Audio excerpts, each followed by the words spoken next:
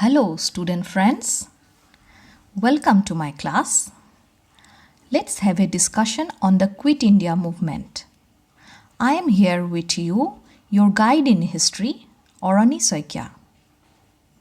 Yes, friends, Quit India movement is very much an important episode in Indian freedom struggle. Before going to start our discussion on the Quit India movement, we will have a brief introduction on the topic. By the end of this discussion, we will be able to know World War II and Indian involvement, Cripps Mission, Quit India Resolution, course of action. Here we will go through the events across the country during the course of the Quit India movement.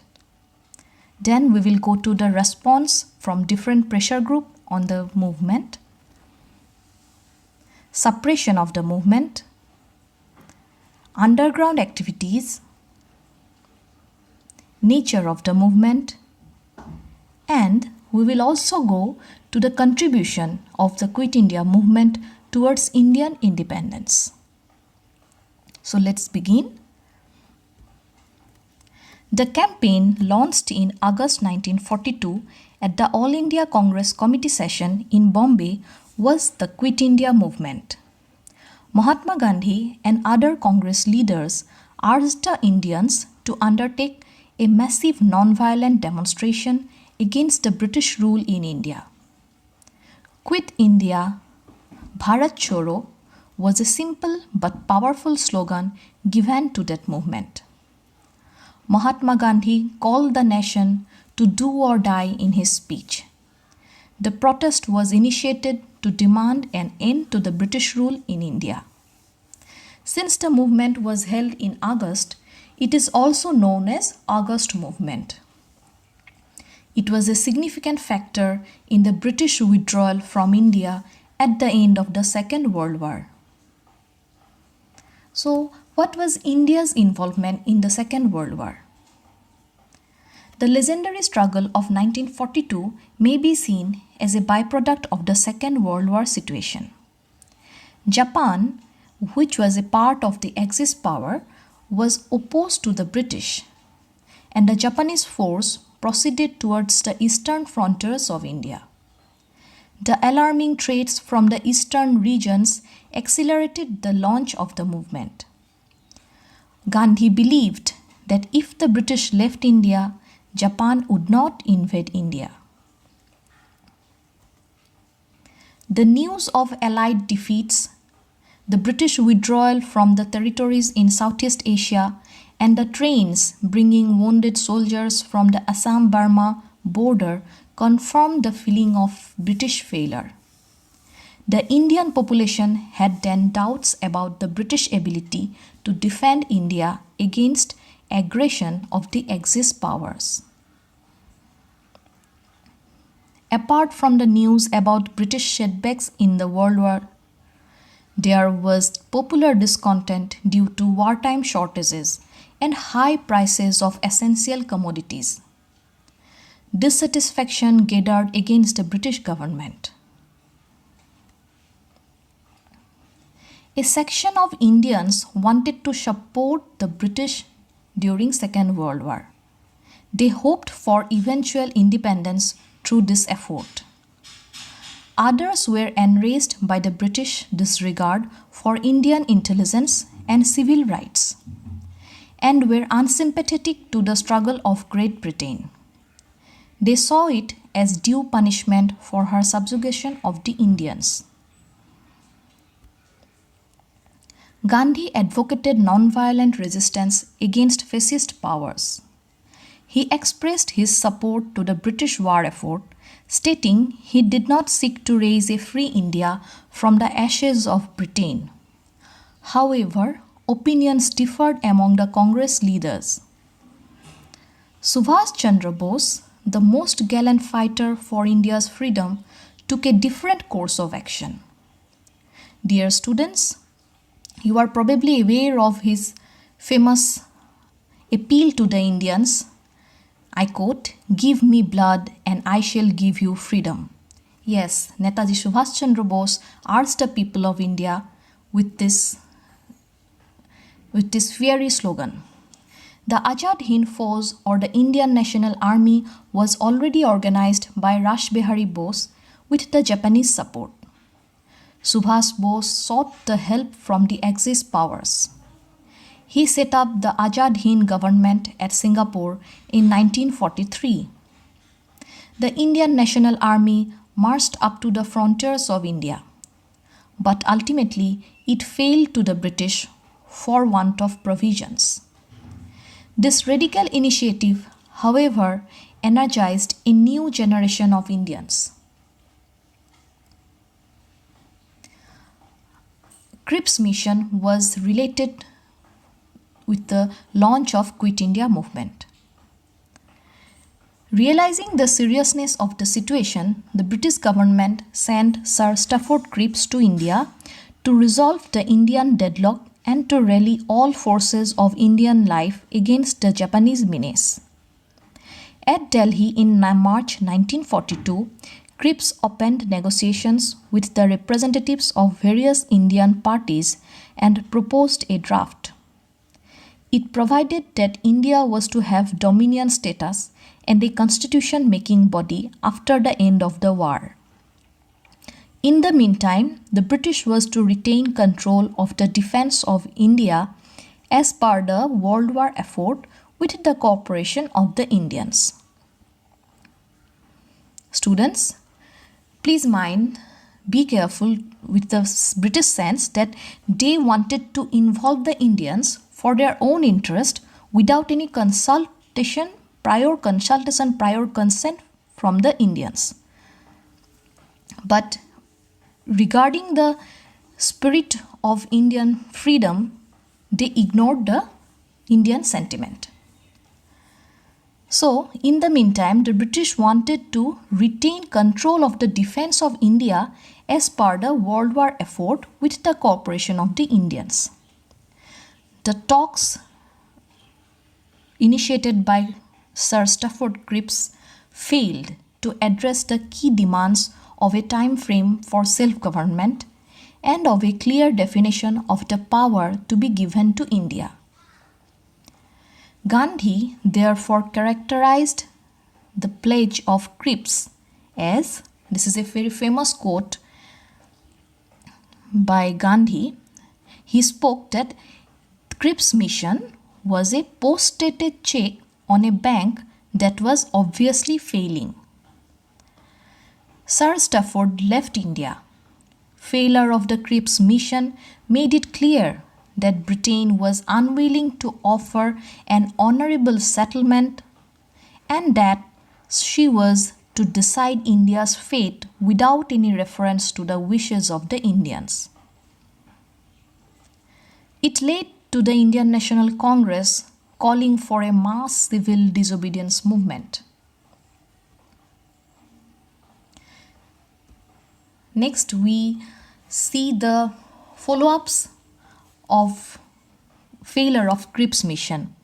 In the photograph, we see a section of senior congressmen. Dear students, we are aware of the fact that sometimes photographs speak more than the words can express. And while preparing for your class, I have taken help of some of the photographs reflecting some of the historical moments of Indian freedom struggle. Therefore, in this photograph, we can recognize some of the senior congressmen. They had assembled for they were the members of Congress Working Committee. The Congress had been ideologically, politically, and organizationally preparing for the struggle for a long time. The Congress Working Committee resolution at Wardha in July 1942 demanded complete independence from Britain. The draft proposed that otherwise, that means without complete independence given to India, the Indian National Congress would launch massive civil disobedience. Though Gandhi did not want to turn Britain's difficulty, why was Britain in problem? Because there was already World War II going on. And Gandhi did not want to turn Britain's difficulty into India's opportunity. Still the circumstances forced him to call for a mass movement. Then there came the historic Quit India Resolution. The Wardha Resolution was ratified as Quit India Resolution on August 8, 1942. The historic August meeting at Gwalior Tank in Bombay generated unprecedented popular enthusiasm. It stated the provisions of the movement as an immediate end to British rule over India, declaration of the commitment of Free India to defend itself against all kinds of imperialism and fascism, formation of a provisional government of India after British withdrawal, sanctioning a civil disobedience movement against British rule. And while observing the provisions of the Quit India movement, we can see that it was in line with the Congress ideology. It was supposed to be a peaceful, non-violent movement aiming at the British to grant India independence.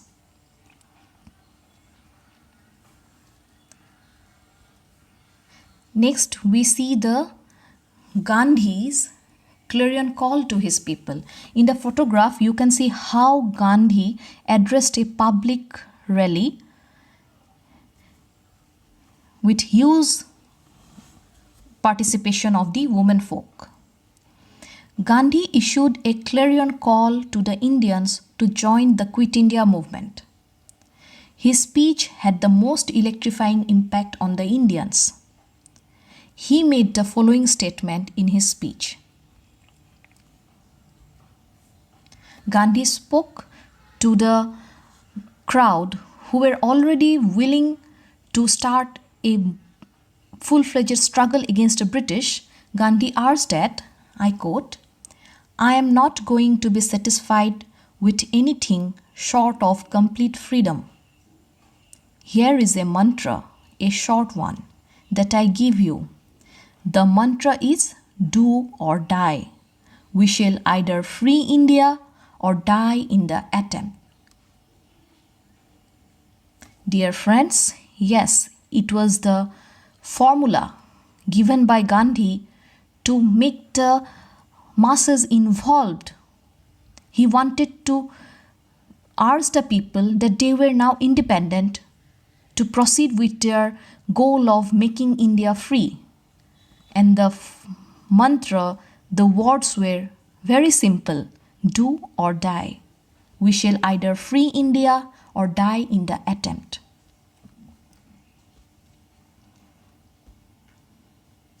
Gandhi's specific instructions to different sections of the public were: to the government servants, Gandhi urged, do not resign your job, but proclaim loyalty to the Indian National Congress. Gandhi asked the soldiers to be with the army, but to refrain from firing on the fellow soldiers. Gandhi asked the peasants to pay their agreed upon rent if the landlords are anti-government. If the landlords or jamidars are pro-government, do not pay the rent. To the students, Gandhi urged to leave studies if they were confident enough. And my student friends, in the study of our previous freedom struggle, you are already aware of the fact that students played a very formidable role in non-cooperation movement. To the princes, Gandhi urged to support the people. Gandhi urged the princes to support the people and accept the sovereignty of the people. People of the princely states were urged upon to support the ruler only if he is anti-government. Here it means if a ruler of princely state is anti-British, then only the people residing in the princely states should be loyal to the prince. They should declare themselves as part of the Indian nation. Naturally, the call of Gandhi drove into action large number of Indians along with the revolutionaries who naturally did not believe in Gandhi's non-violent philosophy. We know that Gandhi was always strict regarding his path, regarding his way, regarding his method, and his philosophy was belief in non-violence. But in the Quit India movement, some of the radicals, revolutionaries, were also considered Gandhi as their leader. But yes, they had their own way of action. There started violent protests asking the British to leave India at the earliest. Historian Gyanendra Pandey observes that Gandhi was the undisputed leader of a movement over which he had little command. He led a movement, but people had their own way of action. So, what were the events during the 1942 Quit India movement? The outcome of the movement was that Congress was declared an unlawful association and its leaders were jailed. Despite several police warnings against public processions and assemblies, a large crowd gathered at Bombay, where Aruna Asaf Ali hosted the flag and presided over the All India Congress Committee session. The common people of the country demonstrated an unparalleled heroism and militancy. There were strikes and demonstrations all over the country. The damage to the government property was immense. The villagers joined the townsmen in attacking symbols of government authority. In the first week after the arrests of the leaders, 250 railway stations were damaged, 500 post offices and 150 police stations were attacked. Here you can imagine the magnanimity of the Quit India movement. People devised a variety of ways of expressing their anger. They also disrupted all means of communications to disconnect the district authorities. For several days, the British Indian administration failed to have effective control over the people. National flags were forcibly hoisted on public buildings. Some policemen got influenced by the Indian spirit and they refused to fire upon the Indians. In the photograph, you can see the flood. You can see the spontaneous movement of the Indian masses. Here we can recognize the women, the students, the elderly who were coming out to join the rallies. And the course of action was all over the country through the length and breadth of the Indian subcontinent.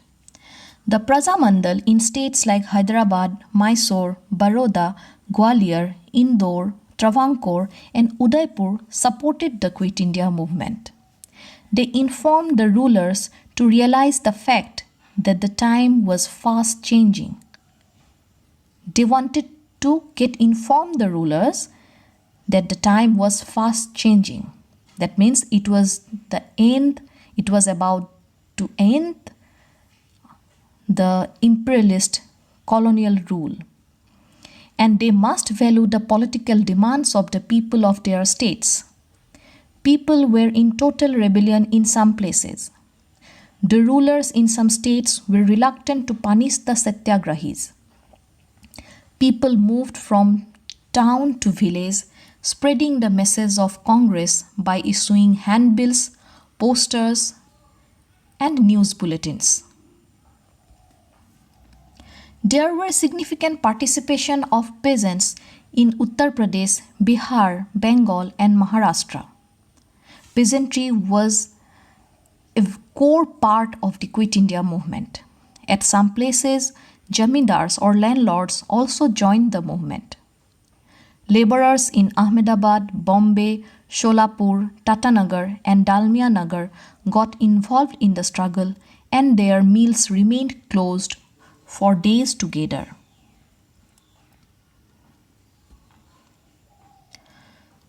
What was the response of different pressure groups to the Quit India movement? First, we can know the Muslim League's reaction. The Muslim League was not in favor of the British leaving India without partitioning the country first.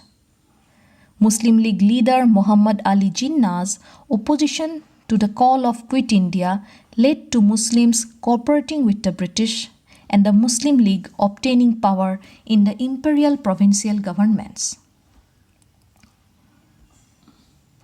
The Communist Party supported the Second World War in favor of the British since they were allied with the Soviet Union. Because the Communist Party was obliged to the Soviet Union and because Soviet Union was part of the British alliance as allied power, so the Communist Party supported in favor of the British. But despite the communist group's lack of support to the Quit India movement, hundreds of communists at the local and village levels participated in the movement. Moreover, workers provided support by not working in their factories. Next, we will go through the suppression of the movement. Yes, because it was wartime situation and the British did not take any risk.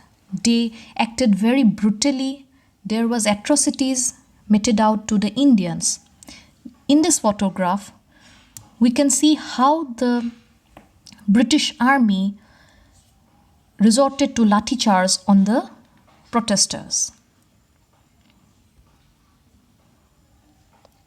The British government put down the disturbances with exceptional ferocity. Using the justification of the war effort, the British suppressed even basic civil liberties. The British Army had to deploy 57 battalions to suppress the rebellion. There were numerous arrests, convictions, and dismissals from services. The wearers of Gandhi caps were hunted out of various places. Dear students, Gandhi caps were symbolic to the spirit of Indian congressmen. The Gandhi caps provided them a kind of solidarity, and therefore those who wore the Gandhi caps were hunted out of various places. A total of about 10,000 people died in police firing across the country. There were suppression of other kind. The nationalist press was brought under strict government regulations. The prominent newspapers like the Amrita Bazar Patrika, Hindustan Standard, Hindustan Times, Basumati, Jugantar, Matrubhumi, Telegraph, Lokamanya, Jagrati, Daily Krishik, Bharat, Andhra Times, Dinamani, Hindustan stopped publications as a result of government's restrictions on them. Dear students, in the history of press, in the history of Indian press, we have come across that from time to time there were restrictions to curtail the freedom of press. Why? Because otherwise the press would reflect the grievances of the Indian intelligentsia. Therefore, the British were always concerned with the contents of the press, and they often put restrictions on the freedom of press. And in the time of Quit India movement also, we see that there's so many leading newspapers, numbering around 69 leading newspapers in total, were stopped from their regular publications. The entire Congress leadership was cut off from the rest of the world for over 3 years. Gandhi's wife Kasturbai Gandhi and his personal secretary Mahadev Desai died in a short space of months. Gandhi's own health was failing. Even then, at the age of 73, Gandhi undertook a fast for 21 days as a protest against government atrocities. The British released Gandhi on account of his failing health in 1944, but he kept up the resistance, demanding the complete release of the Congress leadership.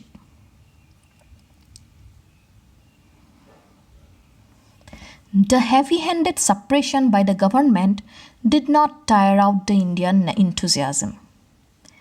The Indian people continued with their struggle against the British.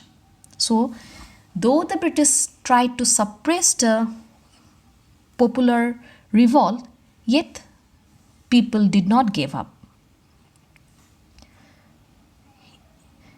Next, there emerged underground activities. So, underground activities were very much a part of the Quit India movement. Many national leaders went underground.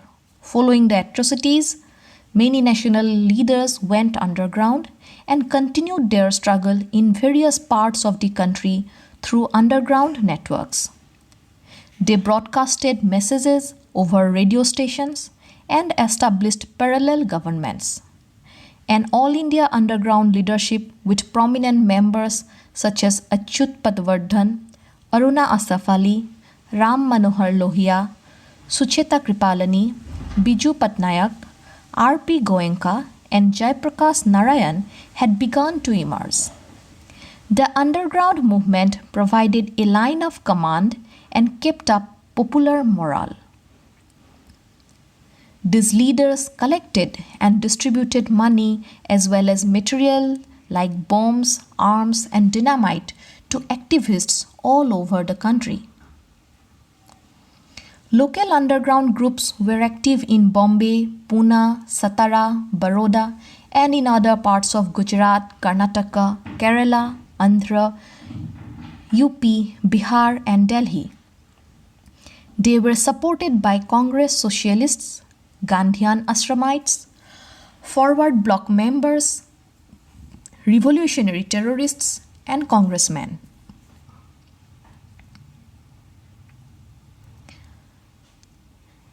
Let's look at the nature of the Quit India movement. Historian Sumit Sarkar has identified 3 phases of the Quit India movement. It initially started as an urban revolt marked by strikes, boycott and picketing. Then focus shifted to the countryside with major peasant rebellion marked by destruction of communication systems and defiance of colonial authority. And finally, according to Sumit Sarkar, in the 3rd phase of the Quit India movement, there are formed national governments in isolated pockets, which was characterized by terrorist activities. So there were 3 phases in the Quit India movement, according to historian Sumit Sarkar. It is different from the preceding 2 of the Indian freedom movements. The Quit India movement cut across the barriers of caste, creed, community, religion and gender. The Quit India movement can be termed both as a rebellion and as a revolution. It might have failed as a rebellion, but it was successful as a revolution. The movement was able to draw the attention of world public opinion on the question of Indian freedom. Dear students, this was not a mere achievement that by the time of Quit India movement, the world public opinion was convinced on the question of Indian freedom. It was the Quit India movement which was able to draw the attention of world public opinion in favor of India's freedom. So what was the contribution of the Quit India movement towards Indian independence? The Quit India movement had a very positive contributing role in Indian freedom, in achieving the freedom for India. The success of the movement is debated. Some historians claimed it as a failure because by March 1943, the Quit India movement died out. Even the Congress at the time saw it as failure. The movement could not bring the Raj to its knees. The Quit India movement could not bring the British Raj under its control and could not negotiate for immediate transfer of power to India. But we should keep in mind that success of such movements cannot be measured by short-term gains, but by long-term impact. And the Quit India movement had its long-term impact. What had the impact? The Quit India movement aroused the strength of the people and their determination to be free from the British yoke.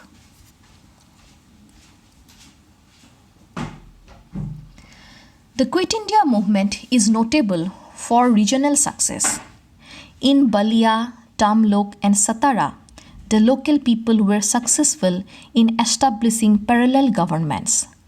The Azad Hind government under Netaji Subhash Chandra Bose in Berlin thought these parallel governments as an early indication of success of their strategy of provoking public revolt. The parallel governments, dear students, the parallel governments were thought to be a success because they provoked public revolt. The Quit India movement had the other contribution is that it enhanced public morale and anti-British sentiment. Although most demonstrations had been suppressed by 1944, but upon his release in 1944, Mahatma Gandhi continued his resistance and went on a 21-day fast. By the end of the World War in 1945, Britain's place in the world had changed dramatically, and the demand for India's independence could no longer be ignored.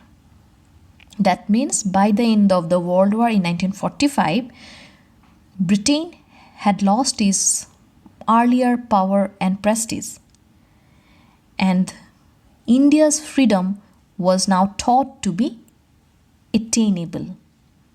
Here lay the success of the Quit India movement. Dear friends, thank you for your patient participation in my class. It is my pleasure to have discussed a very significant episode of Indian freedom struggle with you. I hope you have enjoyed the video, and I wish you that you will go through it again and again and will have a thorough reading of good books written by the eminent historians. Thank you, students.